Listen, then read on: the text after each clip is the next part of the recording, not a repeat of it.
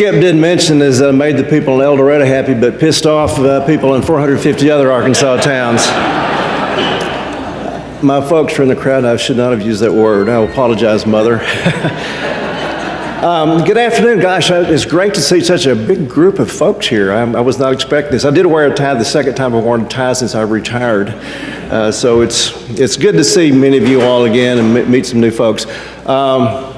But before I get into my semi-prepared remarks, I wanted to thank Skip Rutherford and Nikolai DePippa and their colleagues here at the Clinton Center. You know, this could have been an isolated academic environment, but they have made the Clinton Center Clinton School a vibrant and vital part of our community. So let's give Skip and Nikolai a big hand.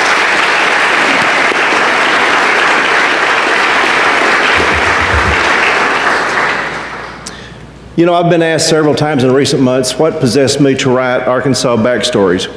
Well, like many of y'all, I'm an avid reader, and one of my favorite authors is a late author named Peter Mayle. Some of y'all may know of his work. He was a retired advertising copywriter, Shelby. He got out of the ad business and started writing novels set in southern France.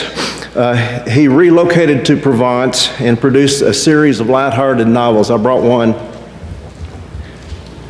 to show you. He had a great series like Hotel Pastis, Chasing Cezanne, The Diamond Caper, and others. Anyway, these books are pretty wholesome. Since he was British, they didn't have much violence, and they damn sure didn't have any sex in them. They were just very entertaining, light reads, sort of whodunits. And then a couple years ago, he produced another book that got my attention. It's Provence A to Z. This is a work of nonfiction. Anyway, what it is, it's an insider's guide to his favorite critters, customs, and characters of that region of France. Naturally, I bought a copy and I spent hours reading it, enjoying Provence vicariously for weeks. And I got to thinking, you know, somebody should do something like that for Arkansas. And then the proverbial light bulb went off. Joe David, why don't you do it? So, about 8 years ago, I began collecting information about various topics on Arkansas, random but interesting subjects to include in a book about our state. I opted to avoid the serious, weighty subjects that we've all been reading about for years, like Native Americans, the Civil War, Reconstruction, the flood of 1927, General Douglas MacArthur, Little Rock Central High, Orville Faubus, thank God, Sam Walton, and Bill and Hillary Clinton. I avoided those, but I realize there's still a huge inventory of subjects left to cover. And my list ranged from the Aesthetic Club here in Little Rock to Zinc, Arkansas, a little town up in Boone County. Anyway, when all was said and done, I had over 300 different entries, and I realized that was just too many, so I had to go through the process of whittling it down, narrowing it down. But some of them were really hard to abandon. For instance, I'd read that Edgar Allan Poe worked for a while in Camden, Arkansas on the newspaper business. And you know, that was such an exciting thing to read about. But the more I delved into it, the more unlikely it was. In fact, I contacted the Poe people in Baltimore, and they had a very detailed chronology of Edgar Allan Poe's life. They said there's just no time for him to have been in Camden. Okay, the same held for reports that Joseph Kennedy, patriarch of the Kennedy family, was in cahoots during Prohibition with certain entrepreneurs in Hot Springs. He and his Arkansas partners allegedly shipped liquor to Chicago on a regular basis in Mountain Valley mineral water trucks. But again, I couldn't find anything of substance. In fact, I contacted a guy named David Nassau, who's author of the definitive biography of Joseph Kennedy, and asked if he was familiar with anything tying Joe Kennedy to Hot Springs. Nassau replied that he'd spent hours reviewing all the documents in the Kennedy collection and quickly assured me that there was no way in hell that Joseph Kennedy had any ties to Hot Springs. I started to ask Professor Nassau if he really believed Kennedy would have kept a ledger about illegal activities in Garland County, and then thought better of it one of the few times I've restrained my smart-ass impulses. Okay, many of y'all are probably familiar with Aldo Leopold. Some of you conservationists here in the crowd are. He wrote one of the definitive books on American conservation called the Sand County Almanac. He's probably one of the foremost conservationists in the American pantheon of conservationists. I discovered that he owned land in northern Arkansas somewhere, and I had trouble figuring out, and Judy King back here at the State Library was able to track it down. He did own land. He owned a farm on the Arkansas side of the Arkansas-Missouri border on the Current River. He actually went up there and did quail hunting. I said, gosh, this is going to be great, because it's sort of like finding out that Henry David Thoreau had a cabin up in Newton County. But that's all we found out, that he owned some land up there and he did quail hunting. I haven't been able to track anything else down. At the same time, I found some pretty interesting tidbits, such, you all may know this, that the first sitting member of Congress to be assassinated was an Arkansas congressman, James Hines of Little Rock. He was shot to death by a member of the Ku Klux Klan in Monroe County on October 22nd, 1868, almost exactly 150 years ago. Did y'all know that? What you probably don't know also, that his body was returned to upstate New York, where that was his hometown. And there's not a single monument anywhere in Arkansas marking this tragedy. And one thing I want to do, if anybody's interested later, is maybe start a crowdfunding project to try to get something established to commemorate Congressman Hines. I've talked indirectly to the people at the old State House. They have some monuments out there in the grounds, and they said, we might be able to find room for another one. So if you're interested, see me afterwards. Now, you know, I consider myself reasonably well informed about Arkansas, but I had no idea that the first African American to run for president was not Shirley Chisholm of New York, but George Edwin Taylor of Little Rock. Did y'all know that? And, you know, we just have these parts of Arkansas history that are sort of unknown. By the way, I'm going to go ahead and give you a plug for my second book. George Edwin Taylor is in the second volume.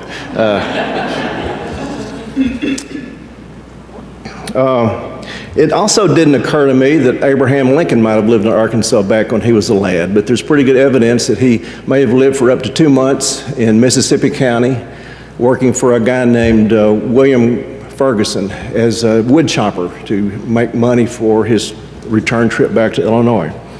I didn't realize the folks who operated the IQ Zoo down in Hot Springs had a long list of secret contracts with the CIA to train in animals for research. They actually had birds where they put a camera on the chest and the bird would fly to a building, say in East Berlin, and land on the ledge and take pictures of whoever was in that room. But we didn't know that, but anyway, that's in volume 1. Nor did I know that Arkansas was the largest producer of goldfish, also in volume 1. Or that the Sky Masterson character in Guys and Dolls was based on Titanic Thompson, and Arkansan, and arguably the world's most notorious gambler. I'd never even heard of Titanic Thompson until a few months ago. You may recall that Marlon Brando had that role in the movie version of this popular Broadway musical. Thompson was a strange dude, a really fascinating character. He married 5 women during his lifetime. He always divorced them as soon as they got pregnant, and none of them were even 18 when he married them. They were all still young girls. He also killed 5 men, all in self-defense. The first was up in Mark Tree. There was a fight over a woman on a riverboat. Titanic had won the boat on a bet, but the Poinsett County Sheriff said, okay, Titanic, you got a choice. You can hand over the deed to the boat or you can go to trial. Titanic chose the former. So, over a period of a few years, my list of 300 topics was gradually reduced to about half that, but still with over 120,000 words and dozens upon dozens of illustrations that Allison helped me out with. Rod and I decided this was too dang big for one book, so we cut it in 2. So today we're unveiling Volume 1. Here's what it looks like. Arkansas Backstories. It's coffee table size. Great gift for locals and expats, both for Christmas. Anyway, A through L's in Volume 1, and the second volume will be M through Z, scheduled to be released next spring. Now, as for the title, I felt the word Backstories was perfect for what I wanted to accomplish, and that was to provide a series of short, conversational essays that explore the lesser-known aspects of the state, which, mixed together, help make Arkansas what it is today. Volume 1 has chapters on armadillos, campfires, chiggers, crop dusters, cussing, fried pies, ginseng, kudzu, and 80-some other topics. Of the personalities in the book, all of them are deceased. I considered including a select group among the living, but opted to play it safe, figuring that juries are still out on those whose obituaries have yet to be written. Now, some of y'all have asked what I learned while writing Arkansas Backstories. Well, First, at least in this case, it took a village to produce the book. The acknowledgement section alone runs 3 pages, and I cannot thank everyone enough, and many of you all in this room are among that group, so thank you. In particular, I want to recognize Allison Hillman down here, who provided many great illustrations, Allie Welke, who I don't believe is here today, who edited it, and H.K. Stewart, who made it a book, and I think he's in Pittsburgh today. Without the support of Nate Coulter, Executive Director of the Central Arkansas Library System, and David Strickland and Rod Lorenzen over here, this book never would have happened. As an aside, I want to remind you all that there's not another community in the state or in the country that can claim a more active and involved public library system than what we have here in Little Rock. Don't y'all agree?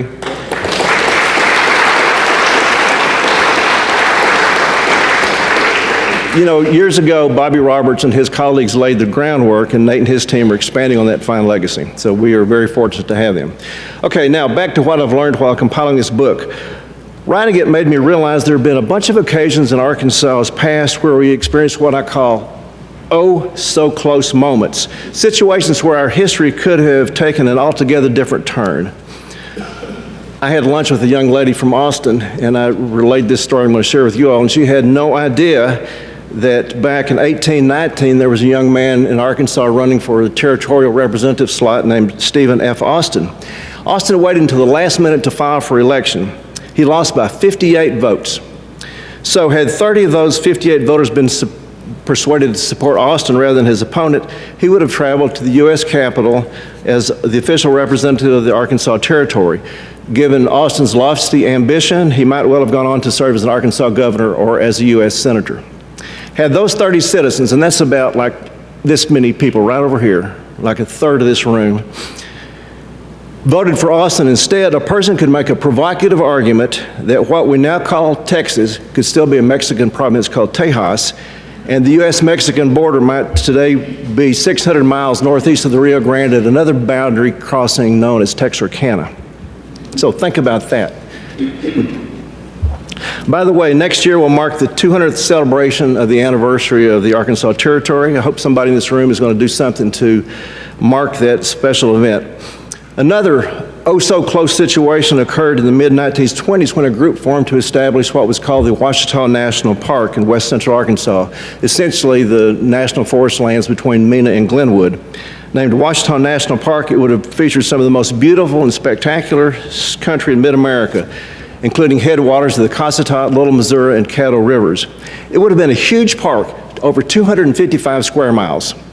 255 square miles. That's larger than the combined system of the combined total acreage of the Arkansas State Park System and the Buffalo National River. Better than 50 times the size of Devil's Den State Park. Can you imagine a 255 square mile national park over in western Arkansas? The legislation easily passed through the House of Representatives and sailed through the Senate, but in probably what was his last official act as president, Calvin Coolidge vetoed the bill, apparently at the behest of some powerful Western politicians. People who were afraid their near monopoly on state parks was in jeopardy. An hour later, Herbert Hoover was president, and Congress soon had more pressing issues to face. That was the end of the Ouachita National Park idea. You got to remember, though, at the same time, there was only one national park in the whole eastern half of the country. That was Acadia up in Maine. Great Smoky Mountain National Park didn't come into existence for another 5 years. Yet another oh-so-close moment occurred in the 1930s when President Roosevelt first offered the program that became the Tennessee Valley Authority to Arkansas's leaders in the state capitol, but they turned it down, which may have been a blessing in disguise, because had we had the Arkansas Valley Authority rather than the Tennessee Valley Authority, the Buffalo would probably be a series of about 8 lakes, and the Mulberry and Piney would probably all be dammed too. But anyway, that was one of those oh-so-close moments. Now, Arkansas is playing Alabama tomorrow, right? I suspect everybody in this room is familiar that Paul Bear Bryant, the most revered coach in college football, hails from Fordyce.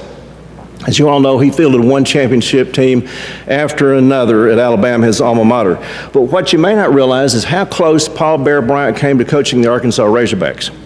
In late 1941, and remember that date, late 1941, Bryant was on the athletic staff at Vanderbilt, and he heard that the football coach at Fayetteville had been fired. So we contacted Bill Dickey, his good friend and the baseball great, some of y'all know about Mr. Dickey, and said, hey, Bill, I want that job. So Dickey talked to Homer Atkins, was governor, and said, I got a friend who's interested in the Arkansas coaching job. Would you meet with him? And he said, sure. So Bear Bryant comes over. He met 3 times with Homer Atkins, and the last 2 occasions to work out the details about Bryant's employment with the University of Arkansas.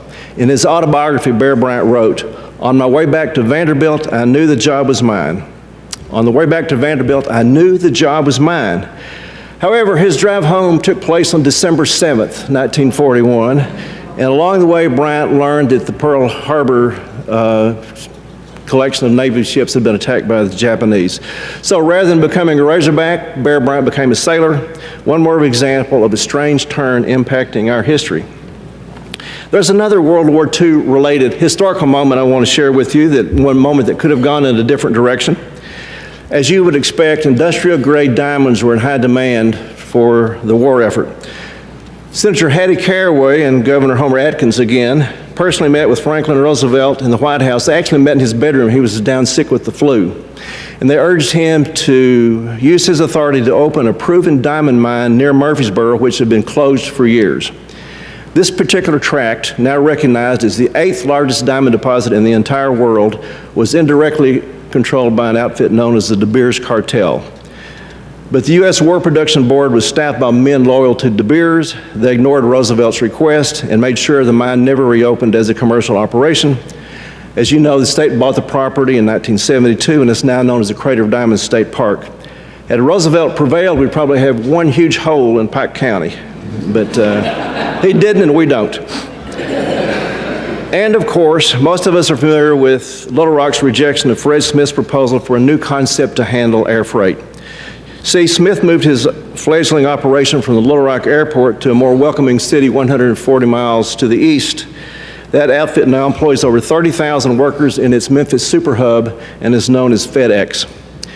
The question we need to be asking ourselves each and every day is this: are we missing more golden opportunities here in Arkansas to move the state forward?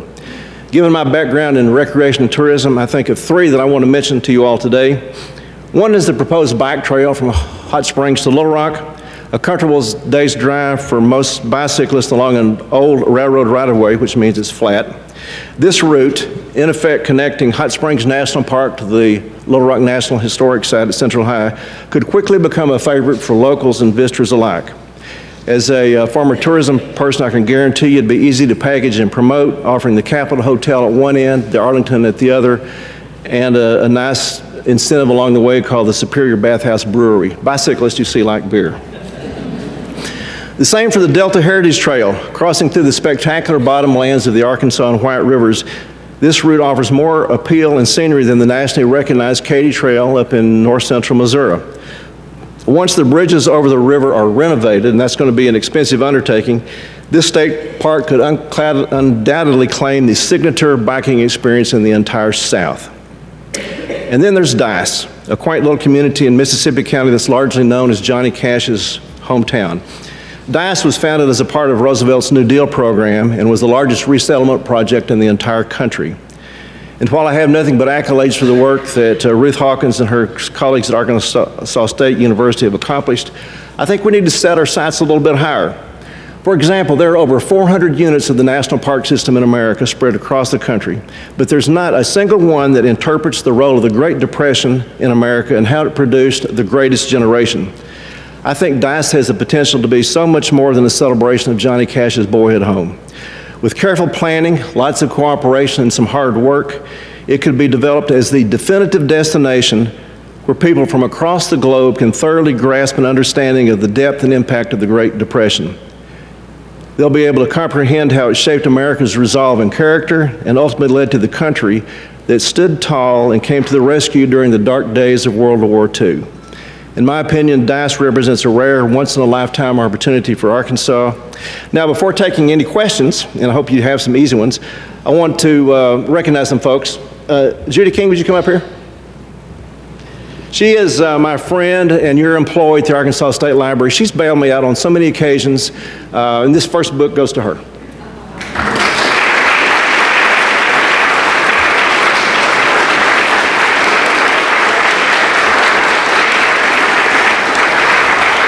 I would ask the darndest questions, and she never call me a fool or anything. She said, well, I'll check on that. And she has a great sense of humor and great perspective, so thank you so much. Also, my folks from the crowd down here, my interest in Arkansas can be traced back to the family vacations we took when I was a kid. By the way, they'll be celebrating their 69th wedding anniversary in a few weeks.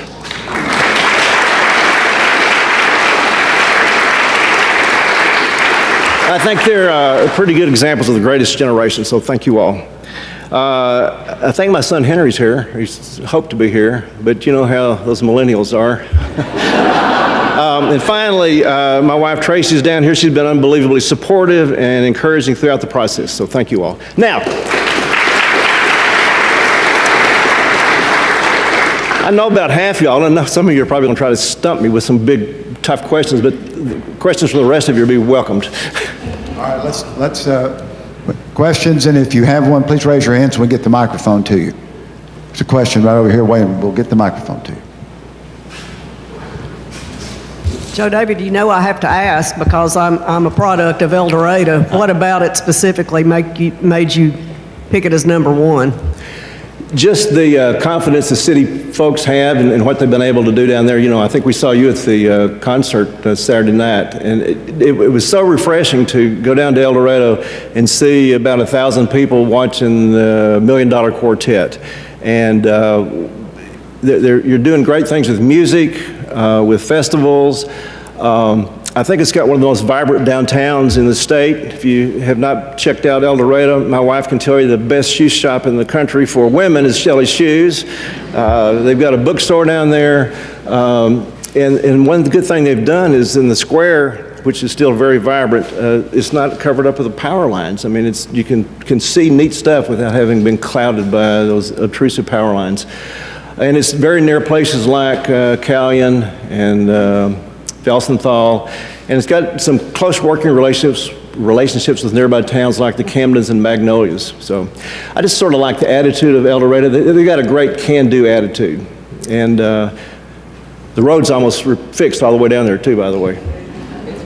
But if you haven't visited, check out all the good things. They've got a great place to stay, Union Square guest quarters. Richard Mason's done a whole lot of good things down there, making El Dorado hospitable. Okay, any other questions? Did I miss someone? Oh, yeah. When, for the newspaper article, when you were compiling your top 10 list, did you get lobbied by a lot of other cities? No, I did that in the dark of my home. He will tomorrow. When you're no longer employed by the state, you can say things you used to not be able to say. He will tomorrow when they ask him the top 20, so who didn't make the list. Other questions? Yes, one right over here. Here comes the microphone to you, please.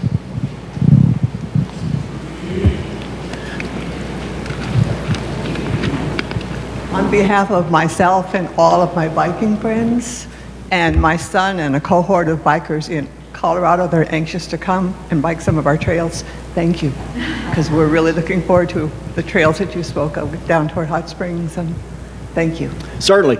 Y'all may not realize that, we're talking about road biking on that railroad right-of-way, but Arkansas is also a leader in the mountain biking community. Only California has more epic-rated mountain bike trails than does Arkansas. Colorado? I thought Arkansas and Colorado were tied. But anyway, we're in the top 2 or 3. So it's another thing we can be proud of. It, it's nice to be in the top 2 or 3 of good things. Other questions? Well, we have the 2 authorities on Arkansas, one who's written this book, Joe David Rice, and the other one who's written a blurb for this book, Rex Nelson.